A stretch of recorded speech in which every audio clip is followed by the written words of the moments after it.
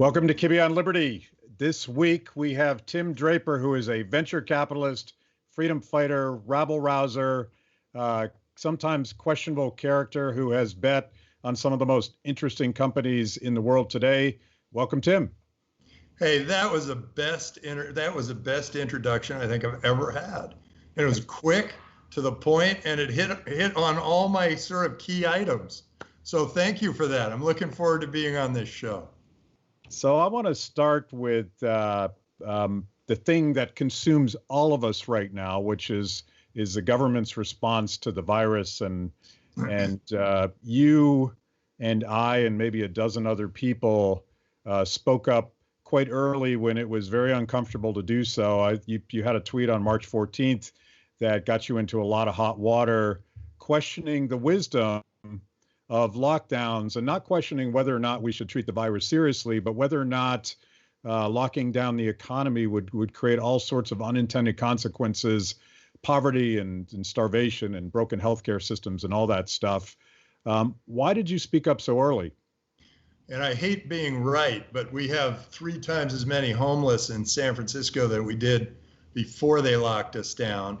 We got 40 million people unemployed in the US and 400 million worldwide.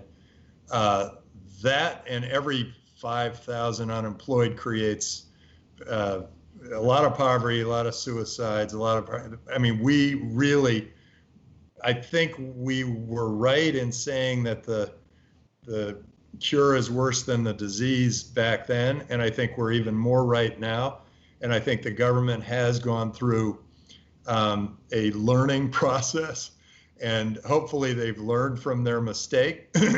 I don't think you'll ever see a politician admitting that it was a mistake. Instead, they'll sort of backpedal and sort of say, oh, yeah, good, we finally were rid of this disease and now you can go back to life as normal, but we still want you to wear masks and stay 6 feet apart and all that stuff. It's not healthy. This is not good for people. It's not good for society. And particularly in a country that says we are the land of the free and the home of the brave, we're running scared. We're the land of the meek and the home of the fearful. This is not healthy. And we are letting this virus, in effect, destroy 200 years of making this country. This is worse than I ever imagined it would be. And I said the cure was going to be worse than the disease back then. I had no idea how bad it was going to get. And I'm always projecting out ahead, because I spend my life as a venture capitalist meeting with people who are saying, 5 years from now we're going to do this, 10 years from now we're going to do this.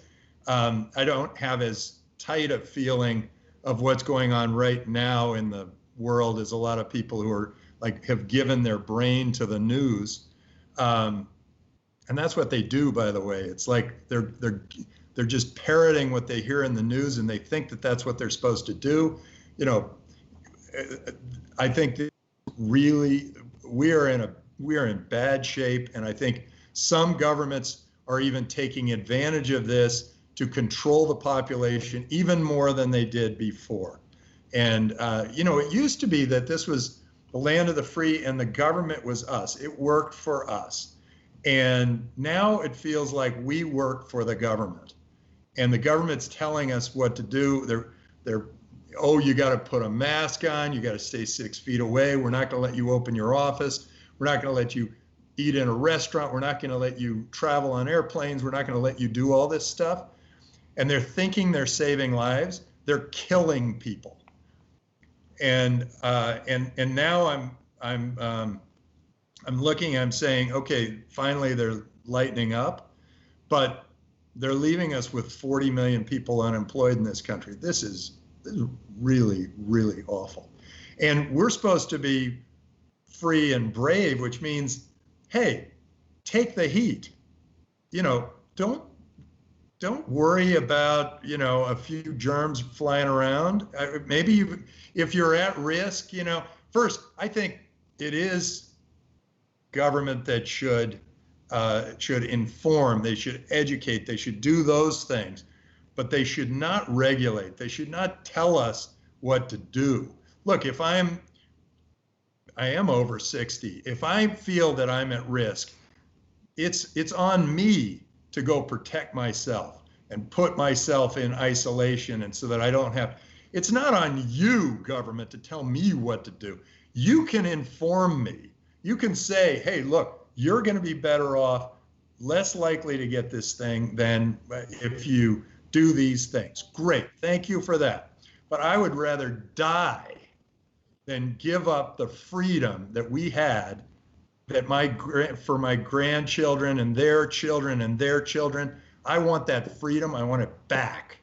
And it is driving me crazy. And all of a sudden today, government's about to put a muzzle on Twitter.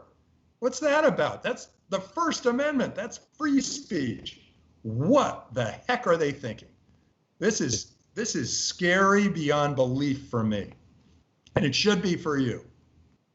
Yeah, it's deeply disappointing to me that so-called constitutional conservatives, Republicans, civil libertarians on the left, free speech used to be this thing that we didn't have to argue about that much, that everybody understood that we were allowed to speak up, we were allowed to question authority, we were allowed to question the sort of, the existing establishment paradigm for how to treat COVID, and now it's mostly Republicans going after Twitter, having had the Democrats sort of badger Twitter into this at the same time. I don't know who stands for free speech anymore. Yeah, and you'd think media would. You'd think the media would be going, hey, we need our free speech. But they're saying, well, maybe we can put a damper on that social media who aren't giving the straight scoop, and we know we're the straight scoop. They have that feeling like, well, we check all our facts and we do all of our work. And those people who are just typing things into Twitter, they don't do their work. They're just putting out opinions. Well, hey, so what? Let's let those opinions fly. If those opinions catch on, great. And if they're true, great. If they're false or they don't catch on, let them fall to the bottom. And you can do that with software. You can do it with technology. You don't have to do it with a governing sledgehammer. You don't have to force people to do something. You can do it with incentives or create the right environment, or do it with software. Like, hey, if you're Twitter and you feel like you're not providing enough valid information, let the things that are true rise to the top, and the things that are fake, push them away. That's not hard to do in software. So why do we really need our government to say, no, it's free speech, but no, free speech is free speech. You're either a free country or you're not a free country. And that is a very clear line. And the free country can talk bad about their government. They can talk bad about their fellow man. They can talk bad about whatever. And you're allowed to do it. And people have to kind of learn from it. I mean, boy, when people talk bad about me, I learn from it. I got all sorts of heat for saying that the cure is worse than the disease, or could be worse than the disease. But it turns out they're kind of coming back and going, you were right. Yeah. Yeah. But hey, it was free speech that allowed me to put that out there, so that maybe we're saving some lives by pulling in the date that we are opening up. I mean, maybe just that, by putting that out into the atmosphere, people were able to look at things from that point of view. And look, the more points of view you get, the more you'll understand people, the more you'll understand how the world can work and what the opportunities are, and also how different and wonderful we all are. That's one of those great things that people don't appreciate. We're all so different, and we're all so wonderful, and we've survived evolution, and we've survived all these different ways of going through different things. we're the survivors. We're interesting. People are interesting.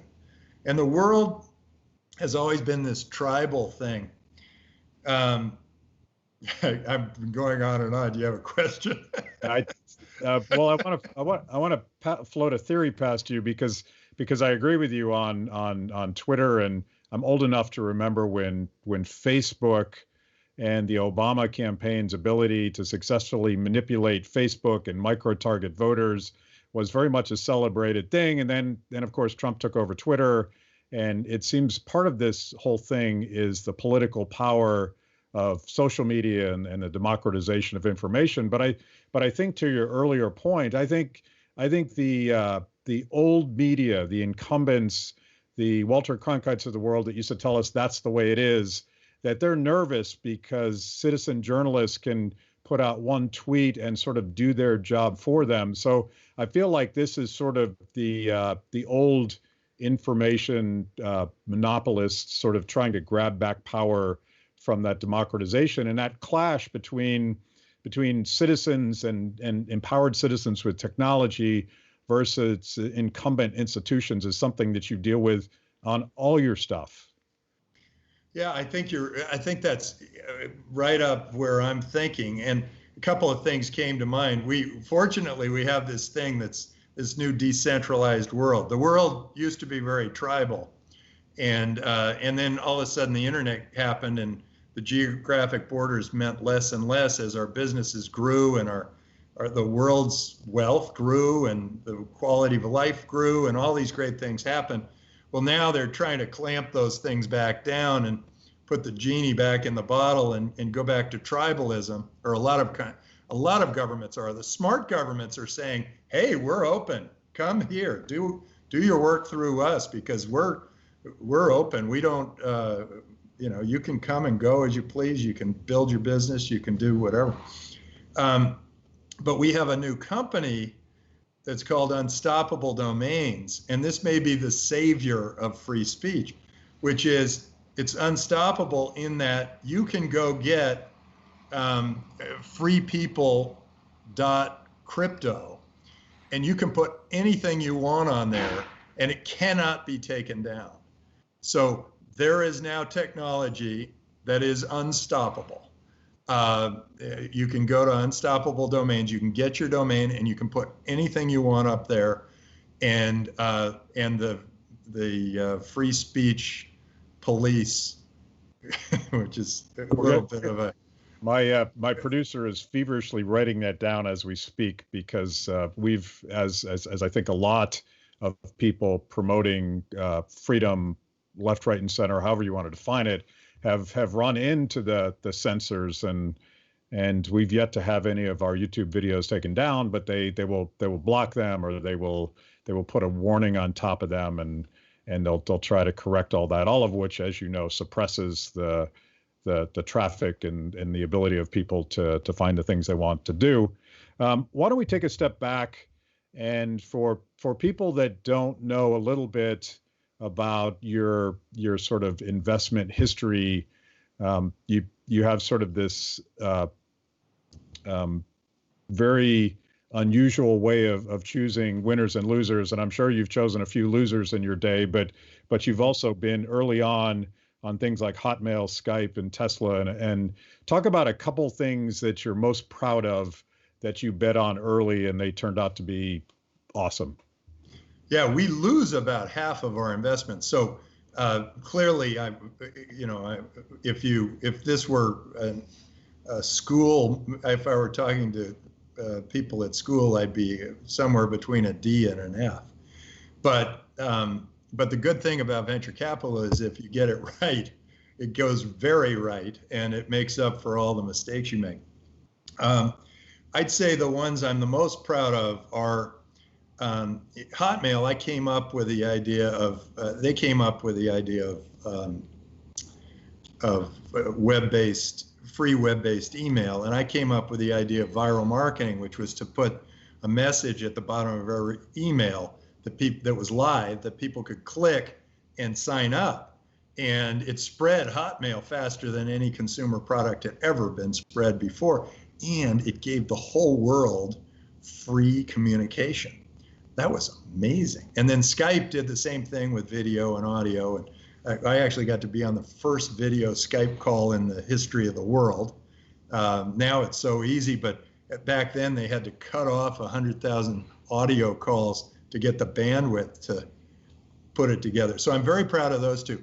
I'm also proud because I was the first Silicon Valley venture capitalist to go to China and to invest in China. And I was able to back Baidu, which was the Google for China. And it was a fabulous success, but it also brought all that information to these Chinese who had been living in the dark. And that was a fabulous investment. And then Tesla was fun because it had been 50 years since an American car company had been successfully started. And there was a junkyard of startups that tried. But I kind of had a good sense that electric cars were going to take off because I went in one, a hobbyist took me for a little ride, and they had to strap me in with 5 points. And I thought, what? It's just an electric car. And it took off like a rocket, stopped on a dime. The guy could spin it around. It was an amazing experience. And I thought, oh boy, this is better than a combustion engine. It starts and stops much faster. It's so much more fun and interesting.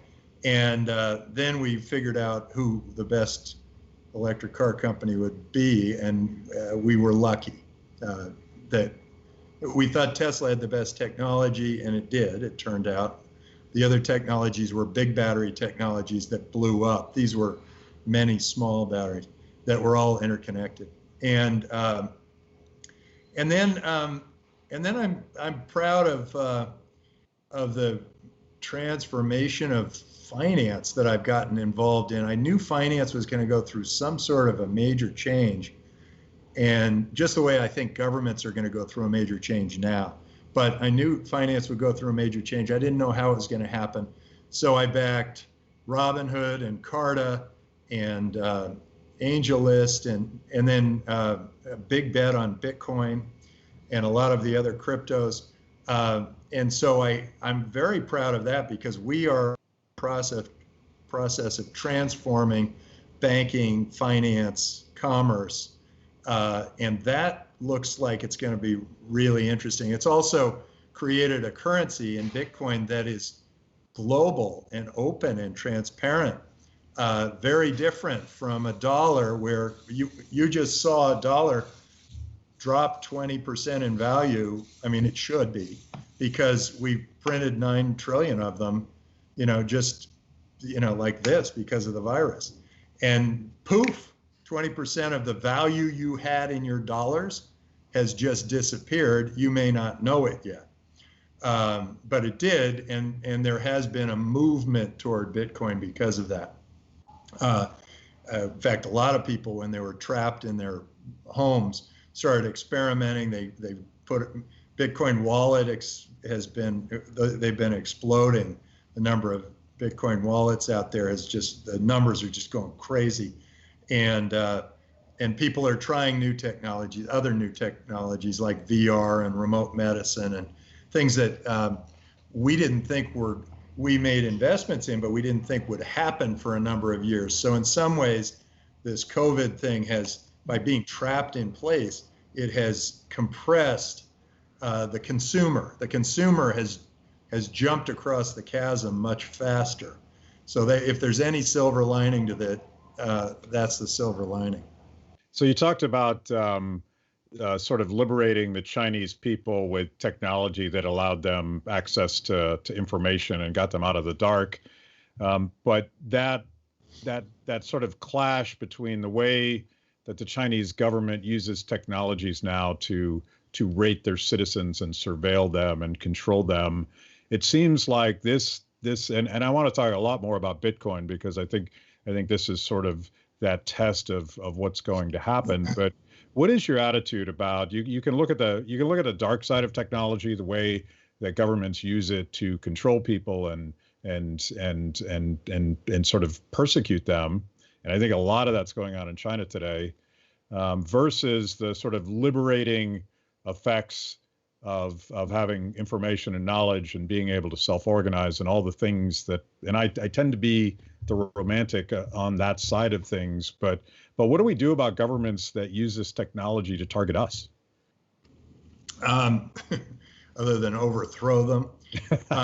We have, look, I was there at the very beginning when Deng Xiaoping said, some of us are going to get rich first and we're going to open the country. And he did, and he created a free market that opened up free market for more people in the world than any other leader had ever done. And that free market made China flourish through this incredible boom. And the people in China went from living off like one bowl of rice a day to living high and large and being able to travel and doing all these things. Well, then they had it going. They had the universe in their hands. And all of a sudden they get this leader who's a control freak, and he clamps down on the borders, and he doesn't let money leave, and he makes all the Chinese companies become, instead of Cayman or US, become Chinese companies, so then he can find them and control them, and the entrepreneurial community was so thriving and so exciting, and all of a sudden it's just been kiboshed. That has happened, and I think that these are two different things. One is, yes, technology can be used for good or bad. It can be used to control people or free people. When it's used to free people, people get wealthy. When it's used to control people, people get poor. And you get you now have a Chinese government that, I mean, God, I have no idea why they let this guy become president for life or whatever he made himself. But maybe it's just because they're willing to sort of let all this stuff happen, just the way the Americans are letting the government tell them to wear a mask and stay 6 feet away from each other and not leave and not move and not, yeah. I mean, I think the sheep will walk right off a cliff. I was actually, and the rest of us will get sucked in by that same, that sucking sound that happens when they all walk off the cliff. And hopefully a few of us will, keep our heads and think for ourselves and keep pushing for freedom. When I hear the military saying freedom isn't free, we have to do that. They are so right. I had no idea. I grew up in a country where I felt like the government was us and it worked for us and everything was great. And now I feel like I'm working for the government. And it was like 2004 that it all happened. And that may have been Sarbanes-Oxley or whatever. All of a sudden, our government in the US became this haughty, arrogant, we know better than you do, heavily regulatory organization that forces people to do something that happened to be a law 80 years ago, and somehow they tie it all together so that you have to work under more and more and more of these laws. There were so many breakthroughs recently. Okay, you go back to the internet. Our government was brilliant. They laid off. They let the internet run. It was a free market. They created this incredibly free market, and that created that huge boom, and all these amazing companies, Amazon, Google, whatever, they all came from that free, open, unregulated world, the internet. Well, what happened this time? Bitcoin shows up, and all of these cryptocurrencies, and the ability to do airdrops, or the ability to have a perfect ledger on a blockchain, or the ability to do smart contracts. And all of a sudden, we're dealing with some regulation, and they're somehow tying a regulation from 80 years ago to what has to happen now. And all of a sudden, airdrops, before they're even tested, are illegal. And you're ruining the chances for us to continue to lead the world in technology. Anybody who's doing airdrop technology, they had to leave. They probably went to Malta or Singapore or Estonia or someplace where it was going to be okay, or Japan. So they're not going to go to China. They're not going to go to the U.S. Yeah. That could be a big technology, airdrop technology. My God, that's how they should do all the. If we're going to do foreign aid, do it with airdrops. Don't give it to the leader. Yeah, it's going to happen one way or another, and that's one of the frustrations I think governments have, is that it feels like free people in technology, even in some of these very authoritarian regimes, are always one step ahead of the tyrants. And it might be a little hyperbolic to compare certain governors, maybe the governor of California, certainly the governor of New York, with President Xi in China, but they seem to be feeding on the power at this point. There's really no more logic about the lockdowns except that they're going to do it. And there's more than a couple politicians have sort of let slip out that this is an opportunity not to cure the American people of a virus, but to change the institutional structure in a way that expands government power. And that's where I want to go with this. And you mentioned Bitcoin, and I think the opportunity here is substantial in a way that maybe Barack Obama's chief of staff would have been proud of. Never let a crisis go to waste, right? And that the Fed is dropping all of this fake money. They're not even dropping it; they're injecting it through favored corporations and banks and things like that. 2.3 trillion. That's going to make. I think of it as like a snake eating a rat, and then the rat going through the snake's body, and eventually it gets dumped out to wherever that snake happened to be at the time. That money is not showing up.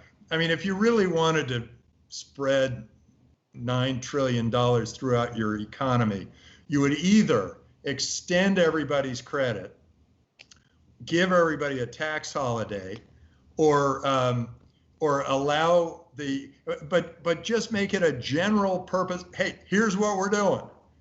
We're gonna extend everybody's credit, and we're gonna give out a tax holiday, and the industries, we're not gonna pick what's critical industry and not critical industry. I mean, please, shutting down what you think is a critical industry may not be the same as what I think is a critical industry. And about the politicians, they're just being politicians. I look and I think, is this on purpose, taking advantage of a crisis to try to control people, or is it on purpose taking advantage of a crisis to become more popular? And I would argue that it's the latter, and the longer they can keep it going, the more people will know their names. I think in some ways it has been very difficult for them. It's a tough thing to do, to make a call like this, particularly once the governors took over. And by the way, I think, I don't like that Trump's somehow changing free speech, but I did like how he handled the crisis. For 2 weeks, he said, okay, we'll do it for 2 weeks, then we'll leave it up to the states. The states should have followed the same model. They should have either said, okay, we're going to let you go, or we're going to push it down to the counties and the cities and the towns and let them figure out how they want to handle it. But a lot of the states just sort of kept it at the state level, and I don't think that's a healthy way to go. And I'm just hoping that the politicians are just doing it to keep high name ID, and they're not doing it to try to control the population. I think they're good-hearted. I think they're trying the best they can. They may not have seen that. They may not have weighed the pros and cons the way I would have. I mean, I weigh those pros and cons, and I say, hey, I think we let the virus spread, we get herd immunity, and I'm over 60, so maybe I'm at risk doing that. But then on the other hand, I want businesses to stay open. I want people to keep traveling. I want them to keep going to restaurants. I want that. I mean, we build up this amazing life and it's been torn down in 3 months. Yeah, it's amazing, and I think your point that politicians are just being politicians, and they face incentives. They want to be popular. They definitely don't want to get blamed if something goes wrong. So they're sort of locked in this bet that they made because they and they have to claim victory. Yeah, they have to claim like we've been victorious. We've beaten the virus. World War III was a virus, and now we don't have it anymore, and it's because we made you wear those masks, and I'm actually hoping they do declare victory, because then the masks come off. Maybe we wash our hands a little more than we did 3 months ago, but I want herd immunity. I want enough of the masses and the hugs and the handshakes so that I get the herd immunity for the next one that comes along. But anyway, you had another question. So let's hope that's the transition, because I've been trying to rack my brain. It's shocking how much damage has been done in just 3 months, as you just pointed out. And politicians, a lot of the lockdown governors are sort of trapped in this situation where they have to declare victory, but they also promise that not a single person would suffer from the virus, which was never an honest or realistic goal. So the question is, moving forward, will free people be allowed to sort of reorganize and clean up the mess and get back to work? And there'll be a lot of business failures, but of course, with every failure comes an opportunity. My biggest fear is that those same politicians are going to micromanage the recovery, and that's even more dangerous than how they broke the economy. Yeah, I hope they hear you. I think they need to need to now rebuild the economy. They need to and they think, the economy's fine. Stock market's gone up because of this. We got all this $9 trillion. It was free, jumped right into the marketplace. Everything's fine. They're going to find that that's not really the case. They're going to be homeless at their doorstep. They're going to be, you don't have 25% of your population not working and have a healthy economy. It just doesn't happen. And how do you create a great economy? You free it up, you open it up. And I feel like our politicians are at a fork in the road, and neither the Democrats nor the Republicans know exactly which side they're going to take. They know they're going to take the opposite of what the other party takes. So they don't know what they're going to be doing, but and some believe more in freedoms of one type, and some believe in freedoms of another type. Now's the time to create those freedoms. Let them rip, because you need, more than anything, you need 40 million people reemployed in the US. Outside, you need 400 million reemployed. But you need them reemployed, and to get them reemployed, all the net new jobs always come from small business. You've got to get small businesses out there and let them go.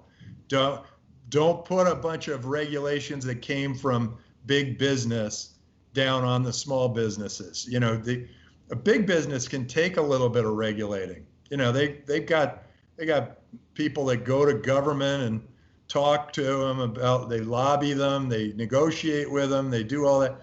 Well, the small business guy doesn't have a voice there. And he's the one he or she is the one who's going to create all the net new jobs. So what do? You got to let the regulations go. You got to say, okay, it's a fair and free economy. You guys get everybody employed. Then if something starts really going wrong, then you can come back and say, well, we got to regulate this or that or whatever. But it's got to go seriously wrong for a lot. It's got to mess up a lot of people before it's worse than what we've got with 40 million unemployed. This is a real crisis, and politicians, you have a choice right now. You can be the freedom and bravery politician, or you can be the meek and paranoid and fear-driven politician. I would go free and brave. It worked for 200 something years. I think you want freedom and bravery. And bravery means, hey, there's some risk. There is a risk here, but the outcome long term is going to be good for our grandchildren and their children and their children. So you've championed in three specific things that I'm thinking about, both in your investment strategy and your public policy opinions, and I want to go through all three of those as a sort of we could talk doom and gloom about how broken the economy is, but the finance system is broken, the education system is broken, and in a lot of ways we've broken our healthcare system with a lot of mandates prohibiting elective surgeries, and a lot of California hospitals are on the verge of bankruptcy. But you've talked. Let's talk about finance first, because this could be a perfect storm that finally gets Bitcoin to where it needs to be as a meaningful alternative to traditional banking and funny money. Yeah, if you don't see Bitcoin as a good alternative by now, after they printed $9 trillion of funny money, you really aren't thinking for yourself. If you haven't put together a Bitcoin wallet yet, and particularly if you're somebody who listens to Free the People, you aren't thinking. Get your Bitcoin wallet, start doing business. It's so easy. It's easy to get a wallet. It's easy to spend it. It's easy to trade it. It's easy to buy it, to sell it, to hold on to it. It's easy. Get it, because otherwise you are going to be at the mercy of a government that just printed, okay, 9 trillion is 10% of all, get this, 10% of all currencies all throughout the world. Okay, there are only $90 trillion of currency out there. So they've just printed 9 trillion, 10% of all that. This is so much worse than what Argentina has constantly done, and Nigeria, where their currencies are dropping 30% a year like clockwork. You gotta see, I mean, I don't know how many times I have to pound the table. You gotta see, the world is now open. There is now a currency that cannot be manipulated by politicians, and it's global and it's transparent, and you can go from country to country with it, and it's still worth what it was worth when you were in the other country. Bitcoin is the way to go. It is the way to go. And if you don't have a Bitcoin wallet, go get one today. Are you sticking with your brain? This is so obvious. The other two you talk about, in some ways it's completely tragic. It's like our entire education system is on its heels. Our entire healthcare system totally on its heels. But it's forcing people to realize that they can get educated online. And so that's been really good for the online educators. And it's forcing people to realize that they can get doctored online, or a lot of things can. But I think you're missing a lot in having education be purely online. You're missing that human connection. I remember I worked a lot harder for the teachers I liked than the teachers I didn't like. And a lot of it was because I felt the energy of the teacher. Now, if I'm just looking at a video, I'm not feeling the energy of the teacher. I'm seeing somebody who can lay it out, and probably lay it out in a better way than anybody else, because you're the one with the highest ratings. They can lay out the problem, but whether I work hard to learn it or not is going to be really determined by a human, somebody who's there and with you and watching over you and making sure you're doing your work. Well, it's got to be personalized, and the big problem with one size fits all government education is that it's a factory. It's not a place where each individual child, where each one of their their needs and abilities is sort of nurtured in a way. So whatever the future is, it's gotta be more personalized, and it does involve humans, but it probably also involves sort of an a la carte selection of some online learning, some social gathering, and above all, like something that parents are actually bought into. You know, yeah, I think government education gets me thinking, we got to get back to pushing for school vouchers and that kind of thing where the money follows the child and the parent chooses the school that's right for their child. Because if everybody, let's say everybody gets the exact same education all the way around the world, then we all kind of go, and nobody creates anything new. There is no breakthrough. There is no progress. We're lucky if we stay alive as a society. If you have a wide variety of educations out there, everybody can learn from each other. They can capitalize on putting two things together and trying something new.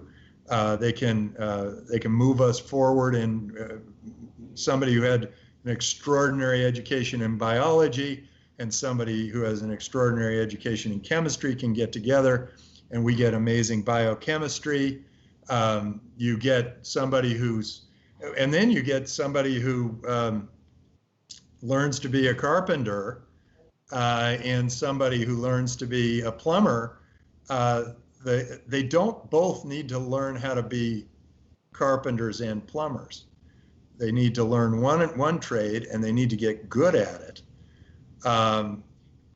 It doesn't make sense for government to do all the educating. Maybe a couple of years at the very beginning, or teach us about how important freedoms are, and then let us go. Yeah. Teach us a language, and then let us go. But beyond that, let's let 1,000 flowers bloom in education, and I think that'll make a big difference. And then if the government sees something that, hey, we should all know this, educate us, don't regulate us. Just very simply educate us. Say, hey, this is what the problem is. Here's a virus. Here's the situation. Here's what happens. Then I know what risks I'm taking. What do I need to do? How I'm taking risks for other people, how responsible I need to be. All those things, that is personal responsibility. And I think people, if they're given personal responsibility, they live up to the high expectations. If they are forced into, doing something that just somebody in government decided they're supposed to do, then they've lost all their ability to do the right thing. They're trapped, even if the right thing isn't what the government told them to do. They're trapped. They have to follow the government rules. We really need to deregulate the world. And this control government thing that's been happening. We need to seriously put the kibosh on it and move and take this as an opportunity for freedom. We need to get our freedom back, and I'm willing to die for it. So, I hope other people are too. That is the American ethos, or at least it was, and I think we need to recapture that commitment. And I'm listening to your philosophy of education. I know you got to get going. I want to ask you a last question, and it's not less of a question, but I see your philosophy in Draper University, and I was able to visit once with Astra and my wife Terry, and it's kind of unschooling for disruptive entrepreneurs. You just fill it with talented people and you let them go. Give us a quick pitch for that, and I know you got to get going, and I really appreciate your time. We love Draper University of Heroes, and the idea is that we put together people from all over the world. We put them into teams of 5. It turns out that there's a magic to that. And then we give them challenges, and the challenges have an endpoint, but we don't tell them how to get there. And so then they have to work together and figure out how to get to that challenge. And it's not a clear point challenge. It's it's a general challenge, like go figure out how to whatever it is, how to make an eggland safely, or how to create save the world from hunger, or whatever. It has each of those challenges sort of allows the team of 5 to go, and they're competing with all the other teams of 5 to go and create and figure out ways of getting to that challenge. That's a big part of it. Another part of it is that we have inspirational speakers that come and they talk. And then we have activities around those speakers. And then we have survival training with Navy SEALs and Special Forces and Army Rangers. And we let them figure out how bad it can get. And then they realize that they can still live. And then they go, oh, well, this is my downside and everything's up from here. And then they create a business and we make sure that their business makes money. And then by the end, they have a 2-minute presentation to a panel of venture capitalists. And that has, we've now transformed 1,200 people ordinary people to heroes. And they've come from 86 different countries. And they've started about 350, 400 companies. Some of them have become enormous, worth hundreds, one worth billions and one worth hundreds of millions, and then many worth tens of millions. And then even people who don't start businesses coming out of Draper University seem to get promoted super fast because they're out there taking chances. They're out there, we've given them the opportunity to go fail and fail again until they succeed. And that makes a big difference. Anyway, it's a wonderful school. I highly recommend it. I would encourage anyone that's sort of mid-20s. This is something that will change your life for the better, and you will be so much better for it, and you'll have a much more fulfilling life. And it's 5 weeks. It's a simple thing. $12,000, 5 weeks, change your life. Totally worth it. And then,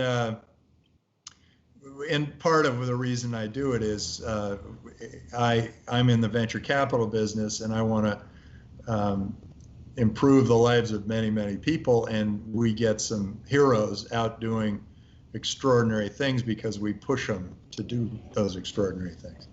So that's part of the deal. Sounds like a great way to get to the land of the free and the home of the brave again. Yeah, you bet. And we want the whole world to be land of the free, home of the brave. Yeah. We're not stopping at the borders. Absolutely. Well, thank you, sir. This has been a lot of fun, and I know you got to get rolling, and this is a lot of precious time of yours. I really appreciate it. My pleasure, Matt. And please send me a link. I'm happy to spread it around. Cool. Thank you, sir. Good. See you.